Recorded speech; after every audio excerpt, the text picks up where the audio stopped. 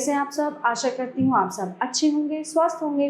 स्वागत है आपका इस कक्षा में। आइए आज हम पढ़ते हैं हिंदी का पाठ 11 उन्नति का मंत्र। प्रस्तुत पाठ में बताया गया है कि अपने कर्तव्यों का सच्चे मन से निर्वहन करके समाज में परिवर्तन लाया जा सकता है। ये कविता है। कभी सवेरा कभी अंधेरा, कभी चांद मुस्काता है, खिलता फूल कभी डाली पर वह कभी वहीं कभी झड़ जाता है ना।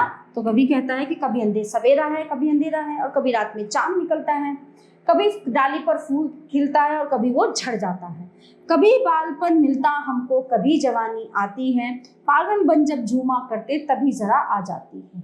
कभी उमड़ते नदियां नाले, कभी धूल ही उड़ती है, अंधेरी रजनी में धरती ओस कणों से धुलती है। समय निरंतर बढ़ता जाता, बदल रहा जग जीवन है, बदल रही है पत्ती पत्ती, बदल रहा सब कण कण है। यदि इच्छा है सुख की तुमको, समय व्यर्थ मत खोना रे, जो कुछ करना करो समय पर, नहीं आलसी होना रे।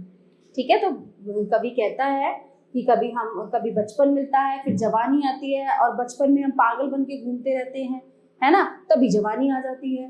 कभी नदियां नाले उमड़ते हैं पानी से, जल से, कभी धूल उड़ती है, और रात में अंधेरी रात में ओस के कणों से जो है पूरी धरती में क्या हो जाता है, ओस बिखर जाती है। समय निरंतर चलता रहता है, जीवन सबका बदल रहा है, पत्ती पत्ती बदल रही है, कण कण बदल रहा है। यदि इच्छा है सुख की तुमको, तो बिना बात समय जो है बेकार मत खोना, जो कुछ करना है करो समय पर, नहीं आलसी होना। समय मान है, समय प्राण है, समय से भी सुख दाता है, समय नष्ट नहीं कर नहीं कोई भी विद्याधर सुख पाता है। नहीं समय को कभी गंवाओ, उन्नति का यह मंत्र सदा, मूल्य समय का जो पहचाने, टलती उसकी सब विपदा।